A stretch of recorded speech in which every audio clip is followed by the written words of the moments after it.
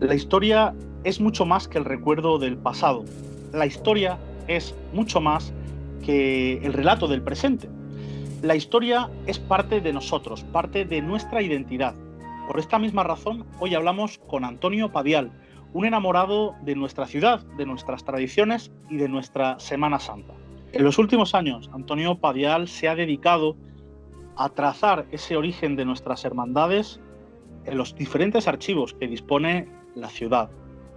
Entre legajos, entre documentos antiguos, repasa, como decía Margaret Mitchell, la historia de un tiempo que el viento se llevó. Segunda Estación, además, es un espacio de divulgación y de encuentro entre los hermanos, no solo de la Hermandad del Santo Vía Crucis, sino entre los cofrades de la ciudad. Por eso aprovechamos para recordar cuáles son los canales habituales de contacto con la hermandad, la página web viacrucisgranada.es y también los distintos perfiles que la hermandad dispone en las distintas plataformas sociales.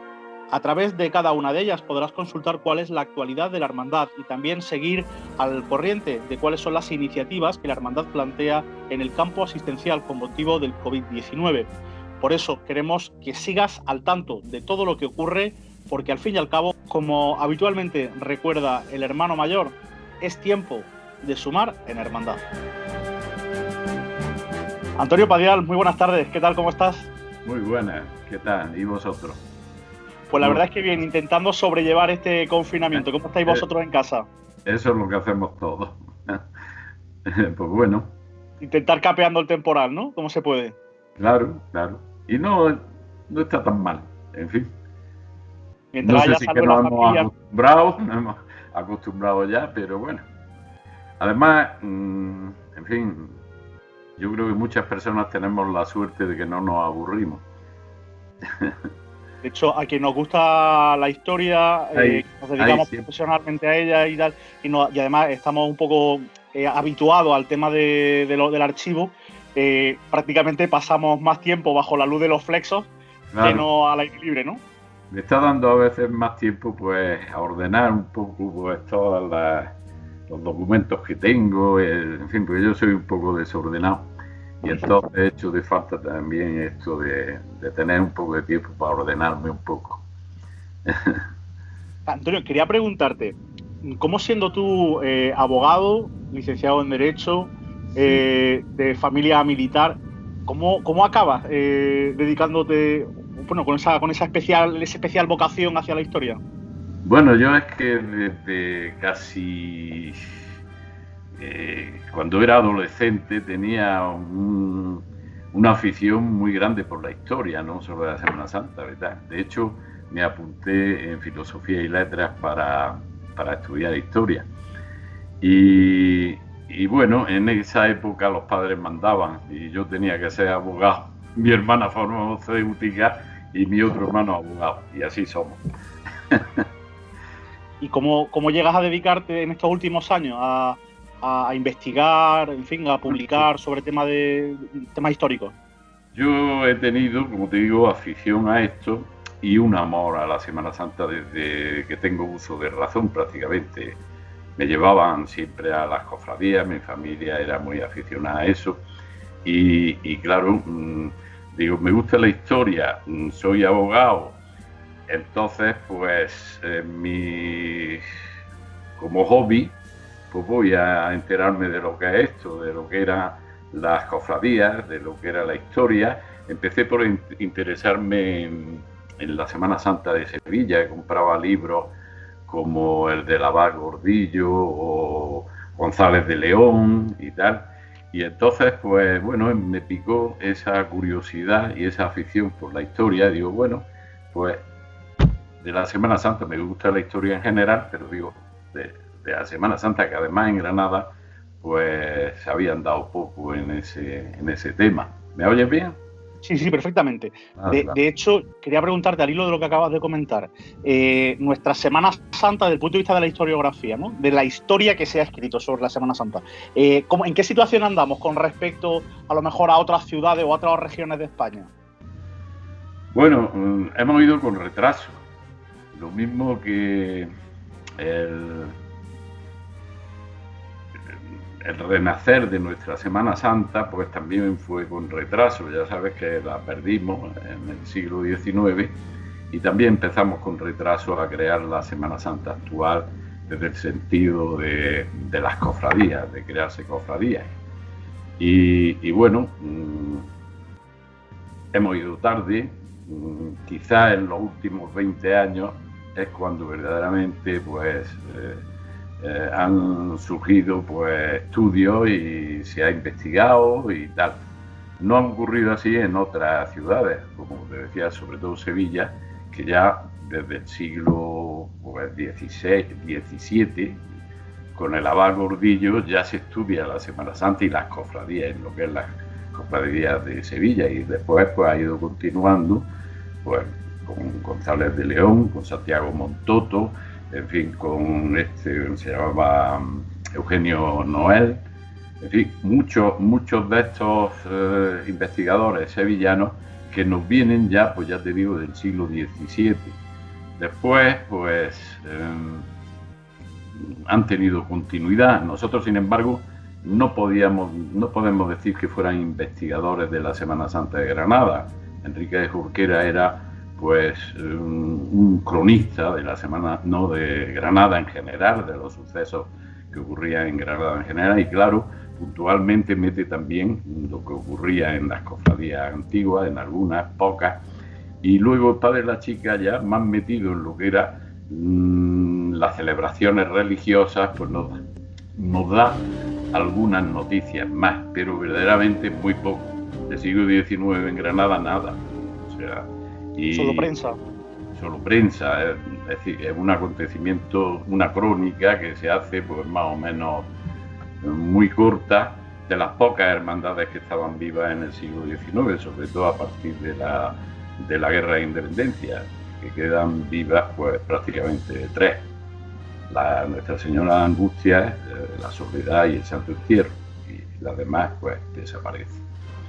Entonces, pues bueno, no ha habido, podíamos, en el base en el siglo XIX para que los historiadores investigaran sobre o relataran la Semana Santa de Granada. De hecho, precisamente incluso muchas veces se nos ofrece esa imagen, ¿no?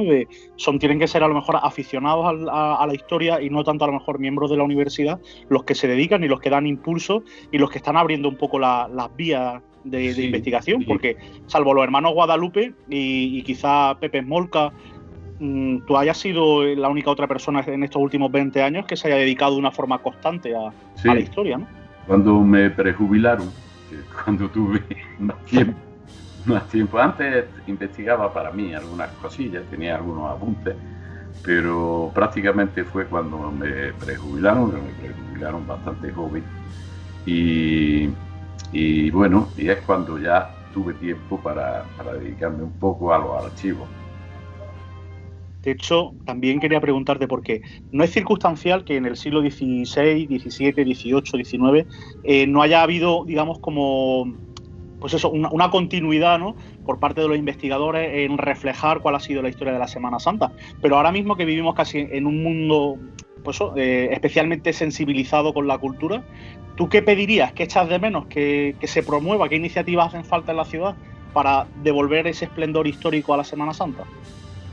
Bueno, la Universidad de Granada se ha preocupado poco, por no decir nada, no así la de Sevilla, donde ha tenido investigadores no solo a nivel a nivel religioso, como fue el abad Gordillo y tal, sino otras personas eruditos que se han preocupado durante esos siglos de investigar o de relatar la Semana Santa de Sevilla. En Málaga ha pasado también menos, pero algo también parecido. Pero la Universidad de Granada no, hasta los años 90, pues no se ha investigado en absoluto sobre este tema. Es decir, el erudito granadino se preocupaba más con el tema religioso, más a la imagen. Estaban más preocupados. Tenemos, por ejemplo, Francisco de Paula Valladar a principios de siglo, Gallego Burín y tal, pero se preocupaban más de la imagen que de lo que eran las manifestaciones procesionales, populares. Viene a ser quizás la burguesía granadina, incluso parte de la aristocracia, la que empieza en los años 20 a preocuparse por las cofradías. Granada no tenía cofradías e incluso pues el arzobispo apoya también esa idea, Ezequiel Costa apoya esa idea de que se funden hermandades en Granada que habían desaparecido. Y entonces ahí surge la Semana Santa, que yo no quiero decir moderna, sino actual. La Semana Santa actual pues surge de ahí, primordialmente de esa preocupación de los eruditos, pero más bien por sacar imágenes de gran valor artístico, más que lo que eran preocuparse por las cofradías en sí. Entonces viene a ser esa burguesía, ese centro artístico del que sale muchas ideas para fundar las cofradías de Semana Santa y el Santo Entierro Antológico, que empiezan a procesionarse tallas de mucho mérito artístico y entonces empiezan a pensar en crear cofradías. Pero antes, en el siglo XIX, no había. También las circunstancias sociales y políticas del siglo XIX fueron muy difíciles para que continuaran las cofradías antiguas o para que se crearan nuevas cofradías en Granada. ¿Y qué crees que nos haría falta actualmente para darle ese valor, ese peso histórico, social y material que tiene la Semana Santa? Hay una base que para mí, que es que el cofrade se interese por su historia, porque hasta ahora pues la mayor parte de las preocupaciones de los cofrades era por las manifestaciones externas de sus cofradías, de cómo iban a ir los pasos, después cómo conseguir costaleros, después cómo adornar las imágenes, y bueno, y poco a poco pues el interés por la historia ha empezado pues relativamente, es decir, y los medios de comunicación han hecho mucho. Han empezado al cofrade y incluso al no cofrade interesarse por las bases de lo que eran las cofradías. Y yo pues en mi blog tengo pues mucha gente interesada desde hace ya algunos años, tengo mucha gente interesada en esto, cofrades e incluso no cofrades. De hecho pues tengo 2.000 o 3.000 en mi blog que están apuntados al blog. Eso quiere decir que es un interés, ¿no? Más por las modernas, porque como sabes tengo 3: antiguas, de gloria y modernas. Y claro, es más comprensible que se interesen más por las modernas que por las antiguas, pero que hay ya un interés bastante grande en un sector todavía minoritario, pero y esa es la base de que se desarrolle luego los trabajos, porque bueno, si no tiene la gente interés, de hecho pues se hacen libros y los compran 100 personas, si acaso 250, es decir, no hay todavía demasiado interés, pero ya hay un germen importante de que bueno, de aquí en adelante ese interés pues va a aumentar. De hecho, resulta paradigmático, ¿no?, que teniendo pues hermandades con tanta solera, con tanta historia en la ciudad, teniendo imagineros y obras tan sumamente buenas, no existan grandes manuales, esos grandes libros de coleccionismo con fotografías de máximas calidades, donde podamos un poco, bueno, disfrutar y recrearnos y hacer una cosa divulgativa, donde más allá de los que nos dedicamos al ámbito de la historia o de la historia del arte, pues se pueda llegar a cualquier rincón, ¿no?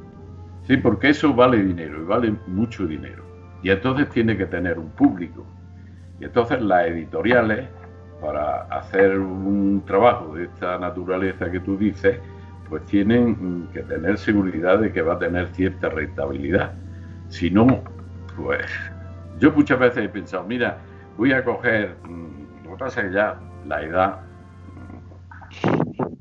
pesa ya mucho, en el sentido de que, bueno, está diciendo que a lo mejor no tienes mucho tiempo, pero digo, de mi dinero pues coger 5 o 6.000 euros y dedicarlo pues a una, en fin, con todo lo que se ha investigado, a una historia de la Semana Santa.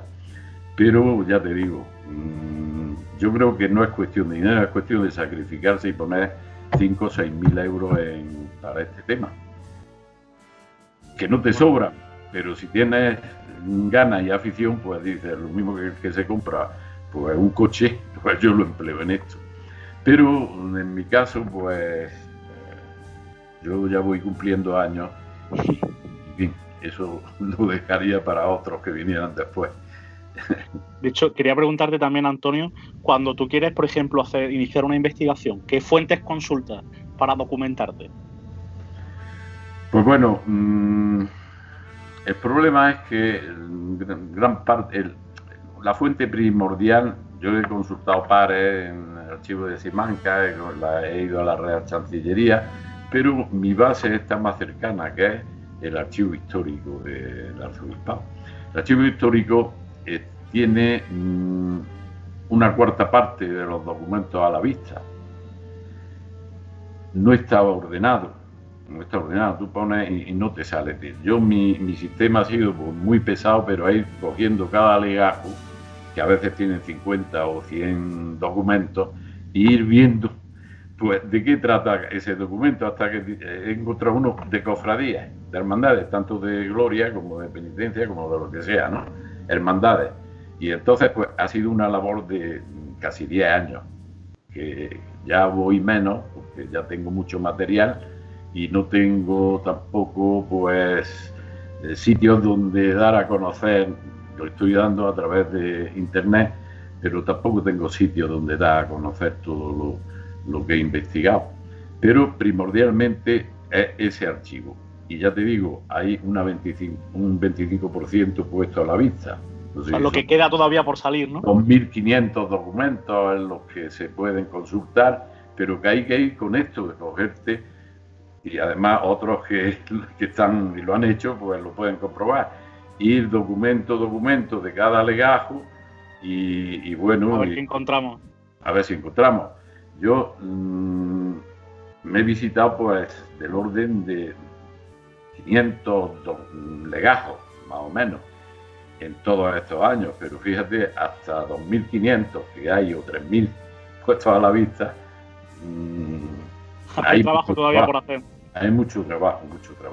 De todas formas, he descubierto cosas muy interesantes. Eso quería preguntarte, que nos cuentes alguna anécdota, algo que te haya llamado especialmente la atención de alguna de las investigaciones que has iniciado. Muchas. Sin embargo, te diría que hay una hermandad que no se conocía, como es y un convento donde no había hermandades de penitencia, y hubo una que fue el convento de Belén, el convento de mercedarios de Belén. Y descubrí solo un documento, un recibo de una hermandad de penitencia desconocida, como era la de Nuestra Señora de la Agonía.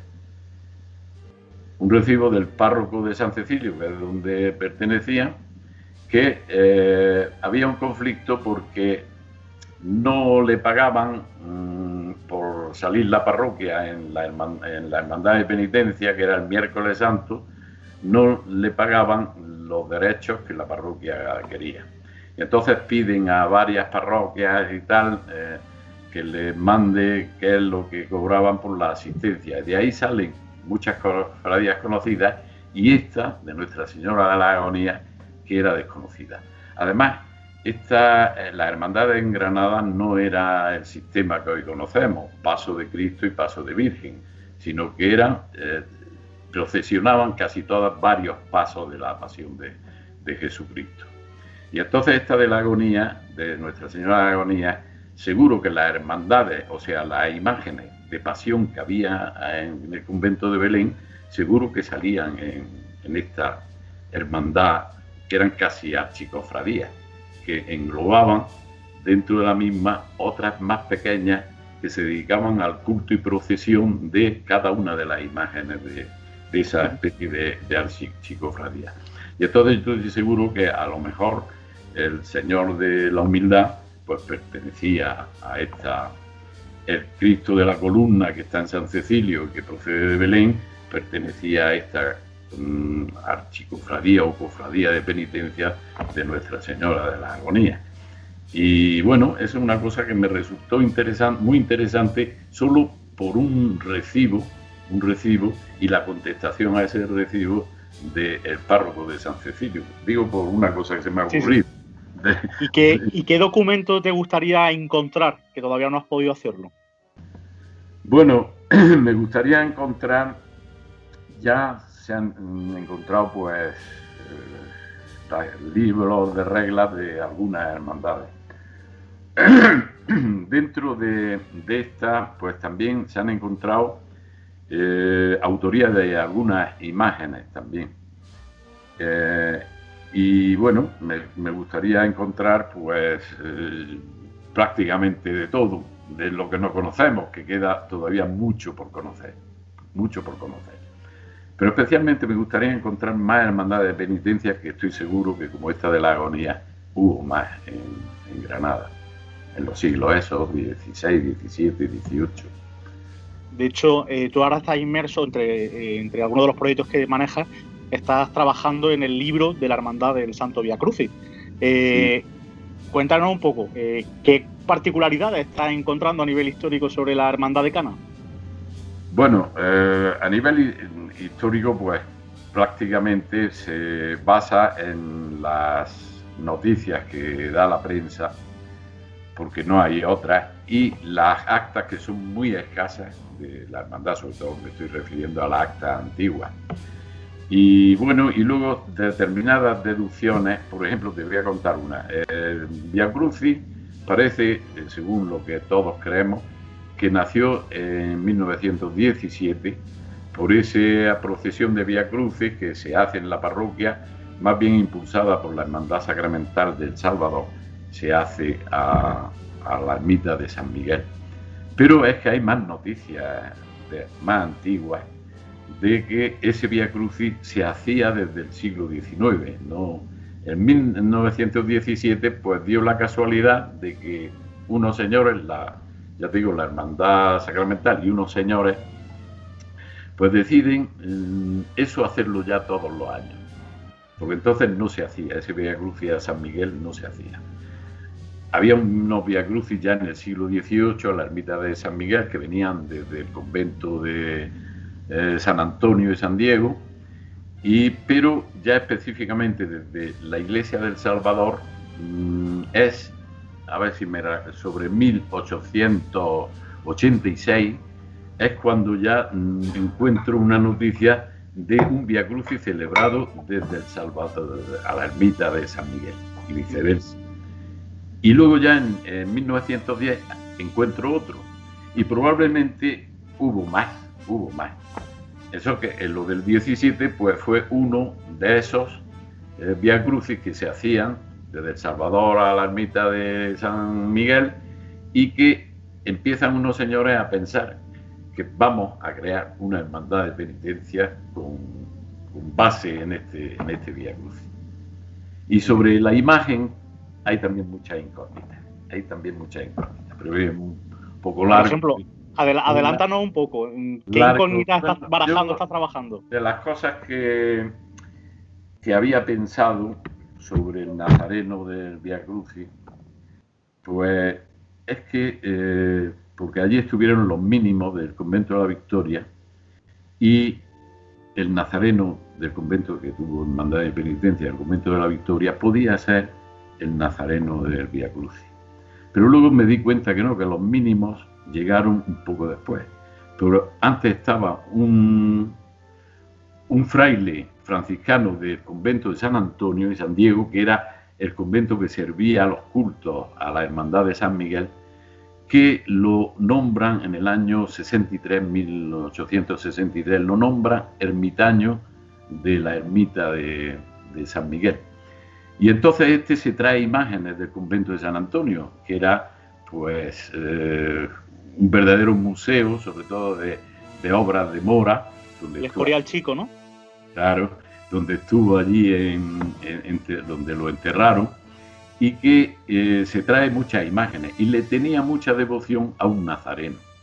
Por lo tanto, eso me lleva a la tesis de que el nazareno de la ermita de San Miguel era el nazareno que Fray Pascual se llevó allí y que Fray Pascual después murió y tal, y fue después los mínimos cuando cogieron el tema de la ermita de San Miguel.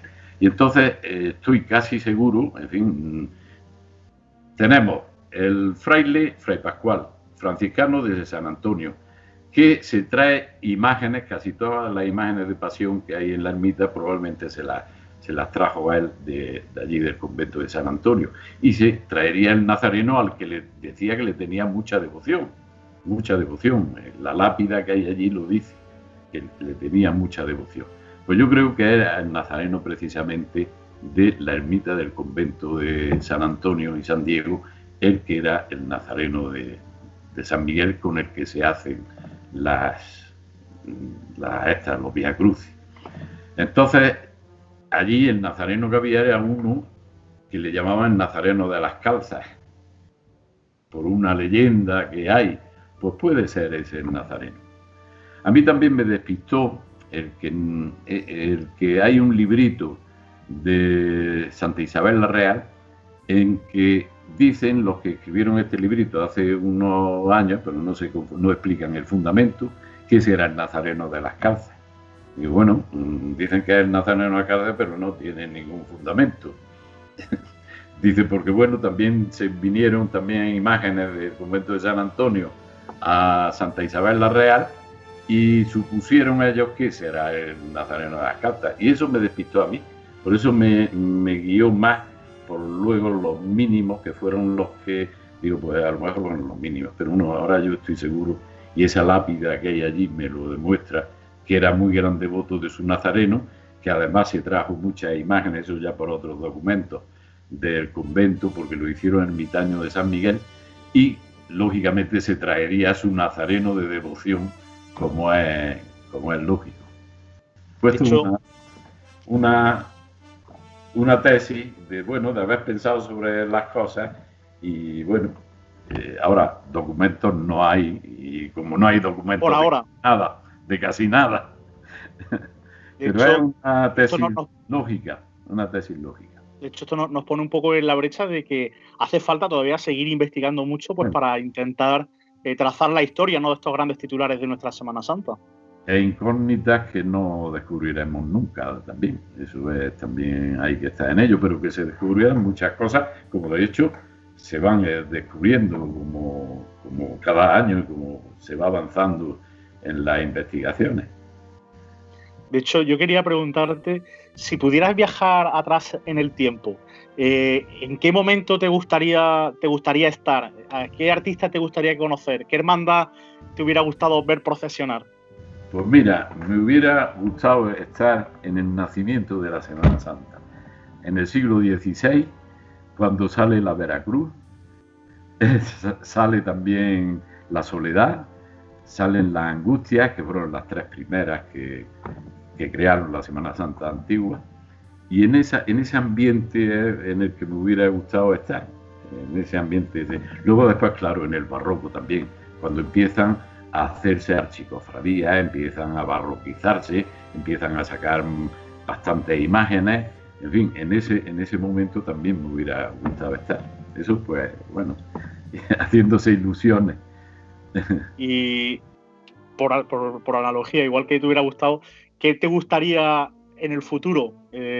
Y conocer, pero no te he contestado al otro, conocer, me hubiera gustado conocer, pues, a los grandes escultores que han sido punteros, como sabemos, de Granada, haber estado en esa parte del siglo XVII que va desde Alonso de Mena hasta los Mora, en esa que fue la efervescencia, podríamos decir, del barroco granadino también. Eso sí me hubiera gustado conocer.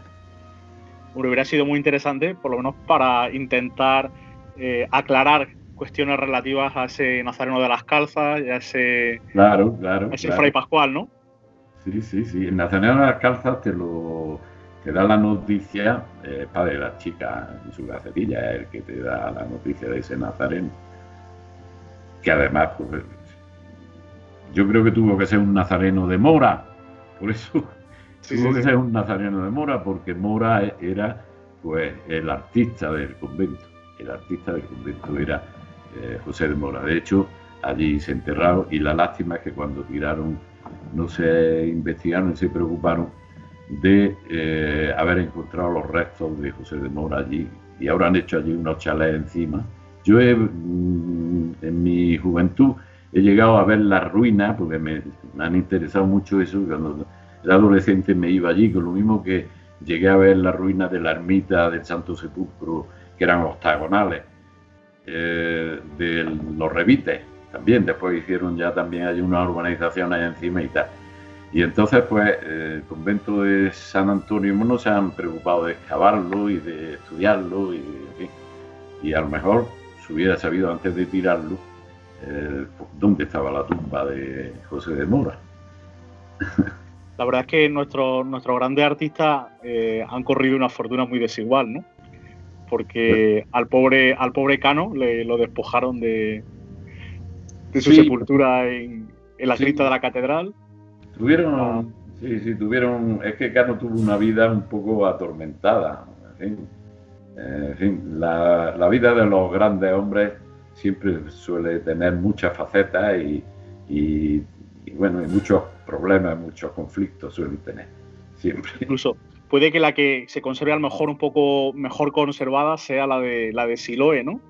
Que sí, aunque permanece oculta en la iglesia de Santiago, pero bueno, sería también una alegría poder encontrarla, quizá. Pues sí. Lo que pasa es que bueno, las iglesias han sufrido tantas reformas y tantas transformaciones, y esta de Santiago sobre todo sufrido, vamos, no es esta iglesia, sobre todo por fuera ni por dentro, es lo que era. Sufrió unas transformaciones tremendas. Y sí, bueno, pero todavía están tratando de buscar a Cervantes, que es el de las letras, y no. Lo que te comentaba también, Antonio, si antes tuviéramos que hacer un viaje. Porque antes el artista no era considerado, ¿eh? El artista era, sobre todo por la aristocracia y la burguesía, eran como unos amanuenses ahí que no eran unos oficios muy considerados por la sociedad. Y entonces, pues tampoco sus enterramientos, si encontramos enterramientos fastuosos de obispos, de arzobispos, eso sí, pero y de nobles, pero los artistas eran una clase, pues, muy poco considerada por la mayoría. Solo unos pocos intelectuales los que le daban valor a estos artistas. Te comentaba eso, es decir, si pudiéramos viajar al futuro, si pudiera viajar al futuro, ¿de qué te gustaría alertar a las próximas generaciones? Bueno, patrimonialmente hablando. Es que eso es muy difícil. Para conservar el patrimonio hay que tener cultura. De hecho, pues las pérdidas de las grandes pérdidas de patrimonio se han hecho, pues, debido a la falta de cultura, no solo de las clases bajas, sino de las clases altas. Y entonces Granada, que es otra de mis grandes amores, y que podía haberme dedicado también a eso en vez de las cofradías, porque también me hubiera gustado haber no solo sido historia, sino también arqueólogo. Estas eran mis dos grandes aficiones de mi adolescencia. Pero que bueno, eso ha hecho que la Granada que hoy tenemos todavía es bella, pues porque era tan bella y tenía tanto que algo ha conservado. Pero si conserváramos la Granada, pues de finales del siglo XVIII siquiera, o de mediados del siglo XVIII, esto pues sería una ciudad única en el mundo, pues a lo mejor, no sé si exagero, de la misma categoría de Venecia o de Florencia, quizás con otras culturas distintas que han pasado aquí y que no han pasado allí, pero tendríamos pues dos recintos amurallados con 28 puertas que tenía, por ejemplo, Granada, edificios renacentistas que se han perdido maravillosos, edificios nazaríes, en fin, cosa que la mayor parte se ha perdido. Yo muchas veces pienso en el rincón de lo que es la Plaza del Campillo, por ejemplo, con una puerta donde estaba la ermita de Nuestra Señora del Buen Suceso, pegada al castillo de Vivatauín, que es la mitad de lo que era y muy transformado, y una muralla corriendo por toda la acera del casino hasta la Puerta Real, y el río pasando por allí debajo. Y bueno, esa estampa de Granada, que sería única, sigue siendo casi única a pesar de todo lo perdido. Entonces, pues bueno, esa es la... Yo le aconsejaría a la gente, yo no soy nadie para aconsejar a nadie, pero vamos, me gustaría que la cultura llegara a todas las capas sociales y un verdadero interés por su ciudad, por su historia, por sus monumentos, y que esa es la forma de conservarla. Se ha perdido por mucho, por falta de eso que te estoy diciendo. Pues esperemos que estas palabras sirvan por lo menos para alientar la conciencia patrimonial de los que estamos y de los que están todavía por venir. Antonio, ya solo me resta, bueno, pues agradecerte en nombre de la Hermandad del Santo Vía Cruz y de este programa Segunda Estación, bueno, pues tu tiempo, tu generosidad y tu disponibilidad para con nosotros. Yo pues no puedo estar más agradecido de tener una voz donde expresar mis inquietudes y todo lo que te he contado, y por lo tanto estoy muy agradecido a vosotros también. Pues hasta la próxima ocasión que podamos vernos, solamente bueno, pues desear que siga avanzando con todos esos trabajos que tiene entre manos, especialmente los de la Hermandad del Santo Vía Crucis, y a ver si poco a poco van tomando cuerpo. Sí, el libro está hecho. Ahora, lógicamente, hay que actualizarlo.